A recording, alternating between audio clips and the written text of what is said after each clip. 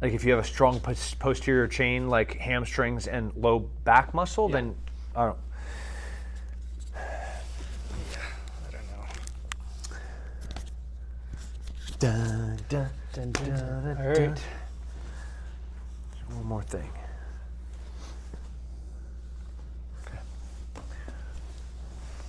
All right. I'm not going to edit this at all. Okay. Just going to go straight on. Good. So That's preferred method for sure. all right. Mostly, I don't have the capability to edit it. That's funny. I told my wife, hey, I need a better laptop because mine's like 15 years old. Yeah. So is Just- mine. The processor just doesn't work. Yeah. So I'm like, babe, next chunk of money I get, I'm sorry, but I got to buy a new laptop. Yeah. So, Tim, thanks for making the time. I know you're really busy. Oh, my I pleasure. appreciate Not too busy to like highlight the life-saving efforts of what I think is one of the most incredible groups of humans to ever exist in military, which are A-10 pilots. Pretty Yeah. rad group. So that's what we're doing here. This channel is based on the A-10. So I'm just 2 weeks ago I met with a retired pilot, and got his story. I posted it on YouTube like a week ago. He had a couple of really interesting things that I'd never heard before, like calling it the assassin role, where he has the obviously the support of the ground troops, and then there's that role where he's called in to take out a target who he has no idea who they are, never heard of them. It's just someone in his ear saying, hey, yeah, that's the guy, take him out. And he's able to process helping you guys on the ground because he knows what he's doing. Yeah. He can visualize that, and mentally also he can sleep on that knowing that he saved you guys. And then there's the other role that he's like, I don't know if I can sleep in that night. It's that's his PTSD. Yeah. Is not knowing that. So anyways, this unique. is the role of the close air support and helping you guys on the ground. So I know like a year ago I hit you up and you're like, dude, I got like 2 particular stories so I'm like, man, I gotta get this on camera.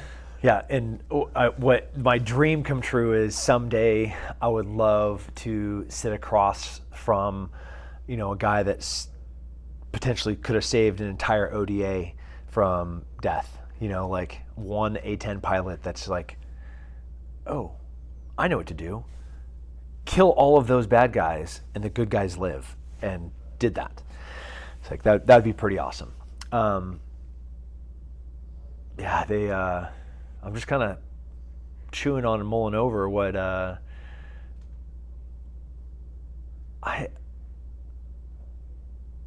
get it. In war is war, and guys struggle with all different aspects of it. But I can't think of a situation where an A-10 goes weapons hot and they're not doing good. So to that pilot, I hear you, but also know that you have done so much good, and every time that you flip that switch, it was for the right reasons. Mm-hmm.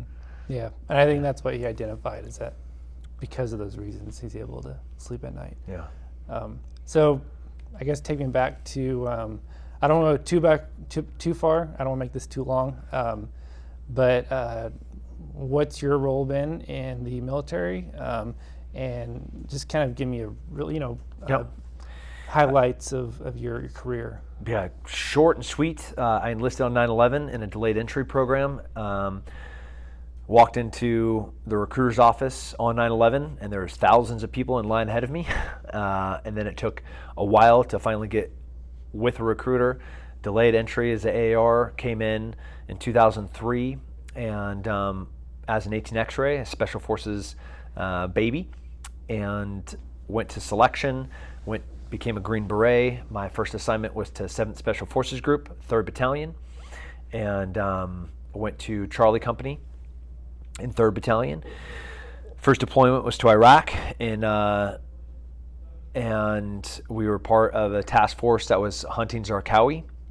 This particular company at the time was called the CIF, the Commanders in Extremis Force, and everybody on there had been to, a hostage rescue, direct assault counterterrorism school, which was the requirement to be in this company. And this specific deployment, we were hunting a very specific terrorist, and we successfully found him as part of this task force to hunt him and find him. A lot of cool close air support missions that happened while in Iraq. But this joint task force, which was led by a special missions unit, when you're part of a task force like that, you are the hammer. There was nothing that got near absolutely there. You're in gunfights. Yeah. But the capability of those groups are so superior to everybody on the planet, it's not even a fight.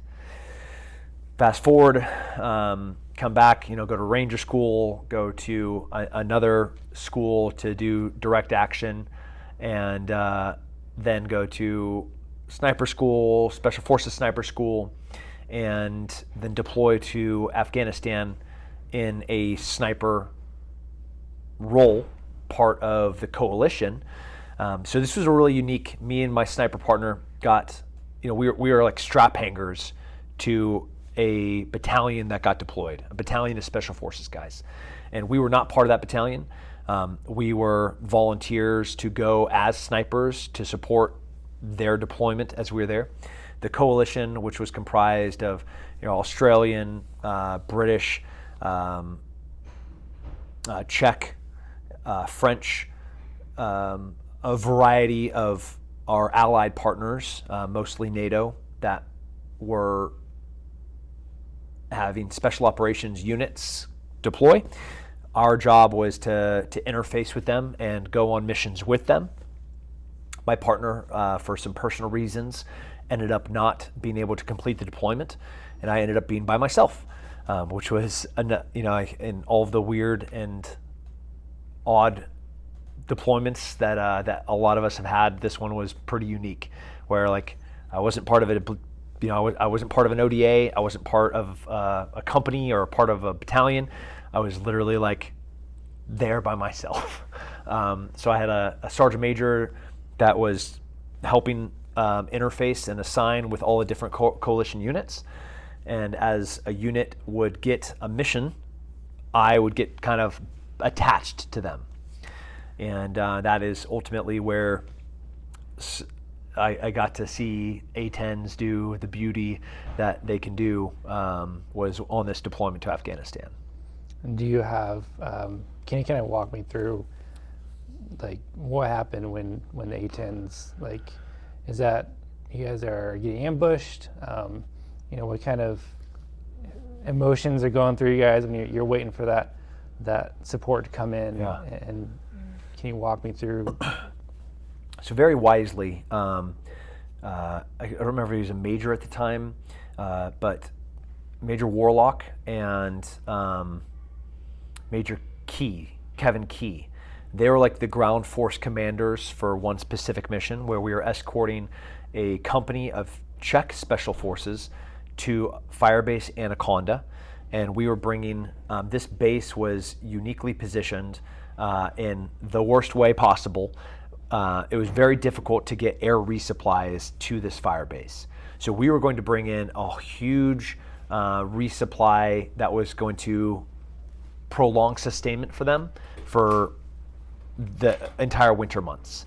And when the plan was put forth, there were going to be dozens of these Jingo trucks that were packed with water, food, and we were going to drive them to Special Forces ODA and the company of Czech Special Forces to Firebase Anaconda.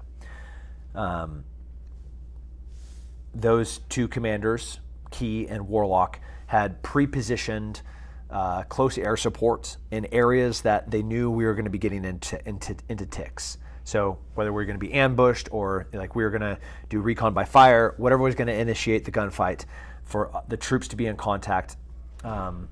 We weren't but one day out of the AOB before we were troops in contact. And we stayed troops in contact for a week. But kind of the crescendo of that was in Urzgan Valley, where we were ambushed by a very significant fighting force of a few hundred foreign fighters and Taliban fighters that had pretty much like set everything up for us to get our butts kicked. And we definitely would have gotten our butts kicked had it not been for multiple layers of close air support. Helicopters, fast movers, A-10s, and C-130s.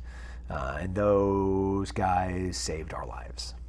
Is this danger close?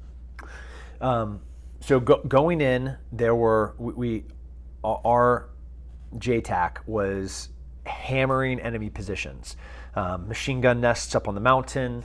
One of the fire missions, when the ambush first initiated, there was the assault line, which was not but 150 meters from where the IED went off. And it was a IED RPG initiated ambush. The vehicle in front of us got blown up and everybody inside of it died. Literally the vehicle directly in front of me.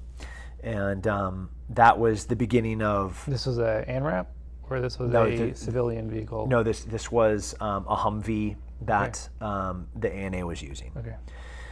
And we backed out of what we thought the kill zone was. Mike K was up in the 50 cal, and he was just like letting it rain. The MRAPs were, with their Crow's targeting system, being able to use thermals, even looking down into the tree line, very effective fire. But RPGs, multiple machine gun nests, and we were just getting like ding, ding, ding, ding, ding, ding, ding, ding, ding, ding. And that was the first close air support mission. That was danger close, 150 meters off of the right side of our trucks. What feeling do you get when, after it's come in and done the burr run, right? Like, what kind of relief do you feel when it's been good contact, right? Yeah, I mean, elation. You're not in like I want to cheer and I want to clap, but that's what you feel inside of me. It's just absolute. One, you can't help but just be in awe because you feel the overpressure as the ground like shakes with impact of those guns. The big one that was danger close that saved our life was actually coming out of the valley. These kind of we knew we were going to get lit up coming in and making it to Firebase Anaconda, and we had kind of pre-assigned. Some of them were, hey, we 100% know where the enemy positions are, and they were able to hit them. But that one was, even though 150 meters is absolutely danger close, and I'm not saying it's not, but we knew that this was going to happen. So this wasn't like, buckle up and button it up, try not to get blown up. This was, we know we're going to get hit, and seeing effective rounds on target is just like, let's go, and it really changes the momentum of a fight immediately. I mean, everything changes, the way that you feel, the way that the enemy feels, and then who has kind of like the preponderance of power in that moment. It all just shifts to that close air support power. And that's a pretty rad feeling. You get this feeling that, hey, these guys are on my side. Yeah. Yeah. It's like you get the backup crew. Yeah. You guys have no chance. Yeah. You have no chance. And it went from like, I think we're all going to die, to let's go. And you have guys running up mountains, chasing, running towards machine gun positions. Like, it's just immediate courage. It's an adrenaline booster. Yeah. It's a courage. It's a courage booster. Mm-hmm. You're just like, blah, let's go. We got to Firebase Anaconda, and I mean it was one heck of a fight getting in, and it was terrible.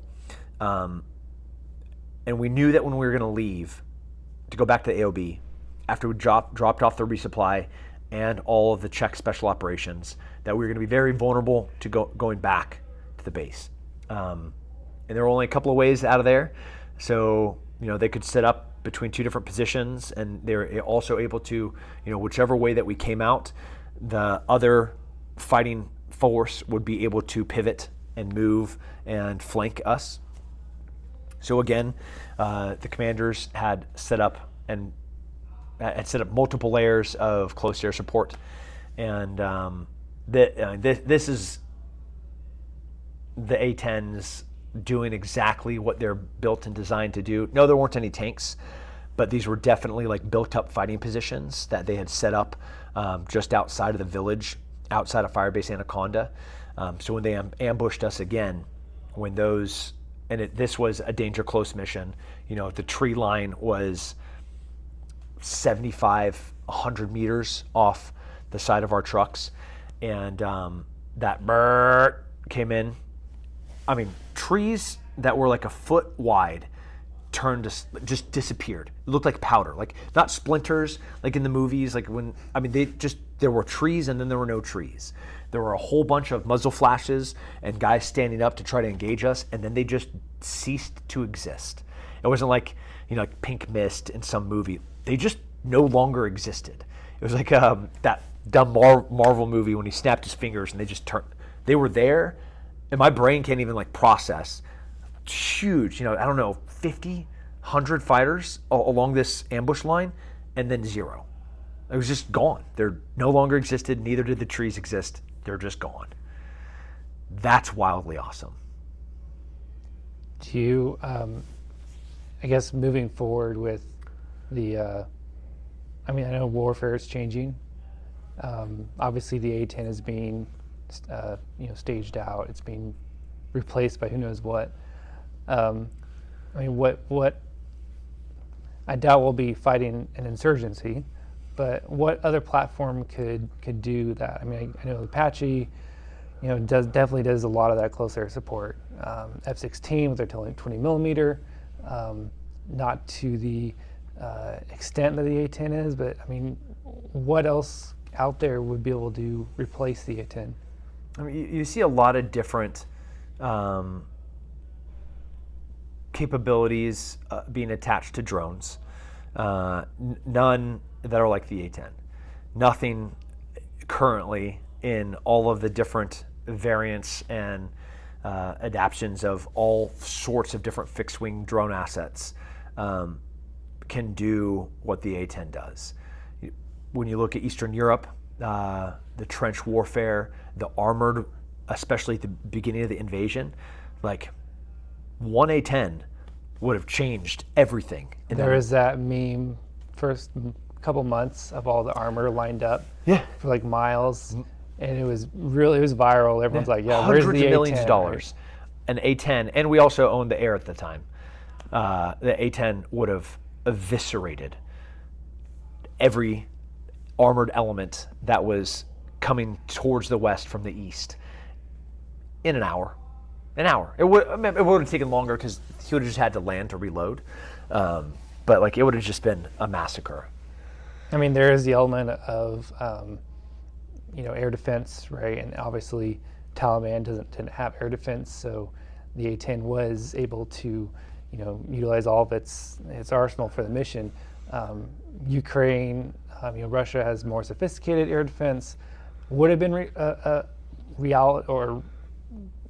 practical for the A-10 to be used in that environment? I mean, the airspace was contested. So, like, was there air dominance or air control by any of these peer adversaries? Not really. It would have absolutely been more dangerous. You have fixed-wing drones that fly at speeds that can attack A-10s. You have very inexpensive over-the-counter drones that had been retrofitted to serve as some form of air defense. But like at the beginning phase of the war, I think that the A-10 would have just massacred. If you had a couple of F-18s, F-16s that were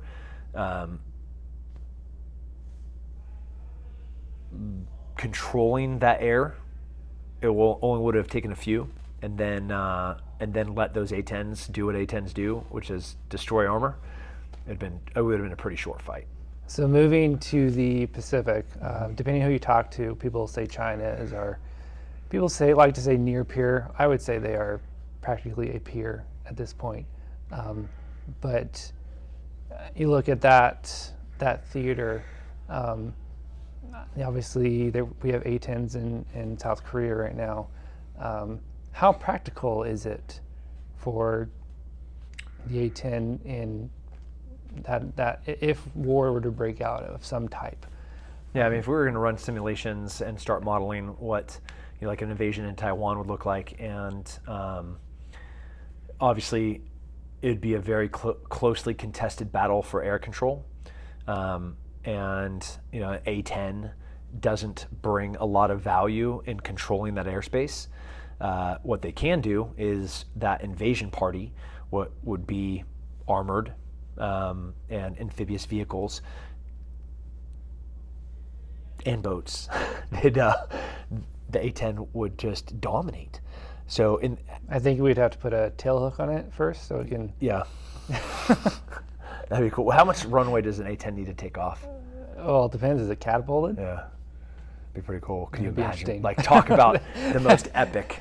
Going off aircraft carrier. Yeah, launching an A-10 off an aircraft carrier to go attack a bunch of invading amphibious communist armored. I'm not sure the turbofan engines can keep up with the speed. Yeah. We'll have to put some jets on that thing. Yeah. Yeah. Be freaking rad. Yeah. Cool. All right. Well, I don't want to take too much longer, but I'm sure there's a lot of other topics we could go into. I kind of want to pick your brain about the future of the military, especially with the new administration coming in. There's a lot of other things that I think would be really interesting to pick your brain about. I'm excited. We'll have to do some other time. Yeah, well, we should.